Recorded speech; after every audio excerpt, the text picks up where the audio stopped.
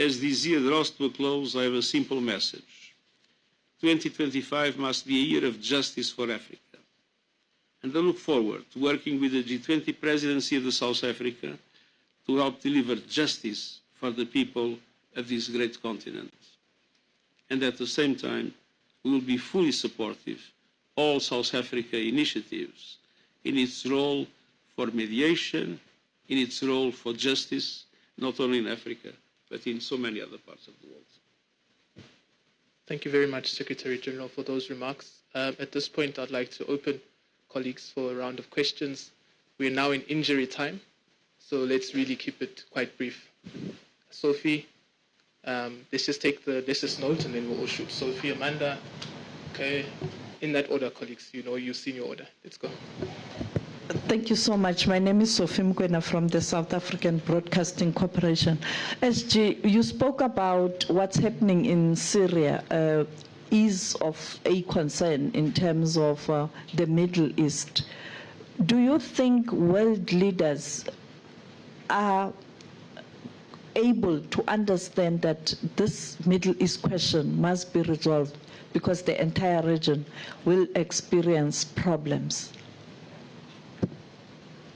I think it's our duty to do everything to support the different Syrian leaders in order to make sure that they come together and they are able to guarantee a smooth transition and an inclusive transition, and in which all Syrians can feel that they belong.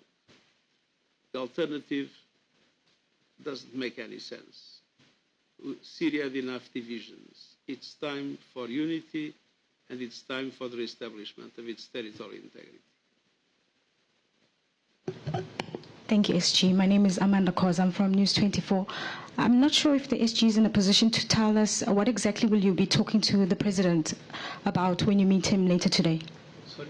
What exactly will you and the President be discussing when you meet later today? Well, there are many areas of common interest related naturally to different situations in Africa, in the Middle East, and further afield. But I would say the main objective of this meeting is to see how best can the UN support the South African G20 presidency with the objective to make this presidency able to, I would say, overcome the resistances that exist to change in order for all the reforms that are needed for justice to prevail in international relations to become possible. We know it's not easy, and we recognize that protagonism is not ours, it's of the South Africa presidency, but we are here to fully support the South Africa presidency of the G20.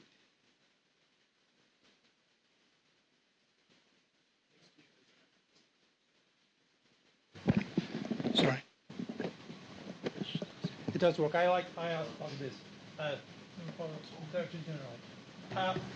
When we could see the first African countries to enter the Security Council as the permanent members, and how important is the influence of the Global South on the work of the organization?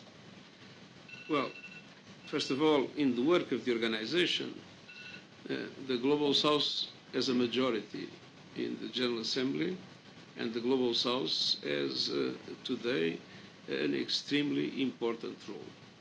If you look at the conclusions of the Summit of the Future, you will easily recognize that they respond essentially to the concerns of developing countries. And that demonstrates that the Global South and South Africa played a very important role, had an enormous influence in the way the work of the UN is developed. Secretary General, UN facing very heavy criticism since Bosnia war. UN peacekeeping failed to protect Bosnians from genocide.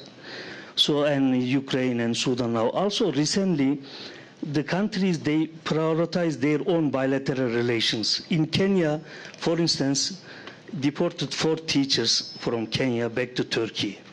they were under UN protection. They were asylum seekers. What do you want to say about this issue? Thank you. Sorry, I don't understand. So Kenya is deported Turkish teachers. They were running schools. So then with the request of Turkish government, and Kenya said we have a strong relation with Turkey, and they were under UN protection, and UNHCR expressed deep concern. What do you want to say about this issue? So we are talking about several different issues. One issue is in relation to peacekeeping operations. And one of the things that we have been saying time and time again is that it doesn't make sense to use peacekeeping operations where there is no peace to keep. And obviously in a situation where you have terrorist organizations operating, where you have high-level intensity of fighting, peacekeepers will not have the capacity to protect the people. And that is why we fought hard for the Security Council to accept that what we need in these situations are peace-enforcing and counter-terrorism operations that should be led by the African Union and with assessed contributions covering 75% of the costs. So we recognize that when we talk about protection of civilians in situations where there is no peace to keep, peacekeeping is not the adequate formula. Now, then we have another kind of questions, which are the questions related to the protection mandates of UN agencies, namely of UNHCR. And I can tell you that when I was High Commissioner for Refugees, we had several situations in which the right of non-refoulement was violated. UNHCR has not the power to avoid it, because obviously UNHCR has only international law supporting it. And as we know, international law is many times violated.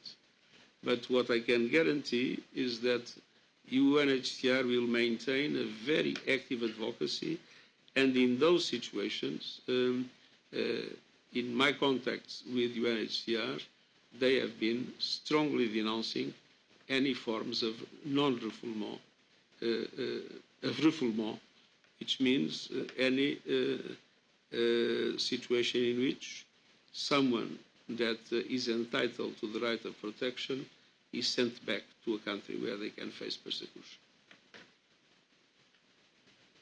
Okay, colleagues, let's speed it up. SG, may I suggest that we take all of those hands so that we can respond comprehensively, so that we can speed up the time. So Zianda, Nelly, my colleague, and Faith.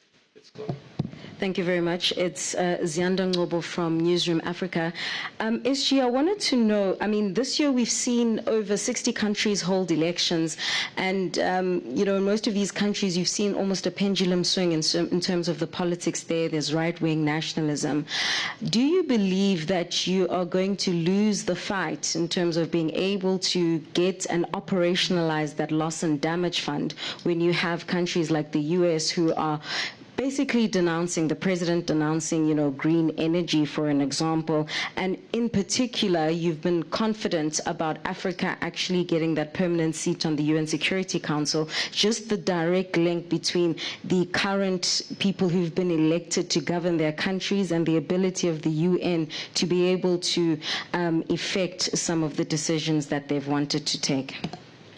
In relation to the loss and damage fund, which I think was the central part of your question, I've been strongly advocating to find innovative sources of financing. And we have given several examples. A levy on the production of oil, a levy on maritime transportation that has meaningful emissions, the same with air transportation. On the other hand, putting a price on carbon and using the price on carbon as a way to help finance the loss and damage fund. I would like to see the loss and damage fund with some innovative forms of financing based on decisions that are taken and can be implemented, and not only dependent on the goodwill of donors.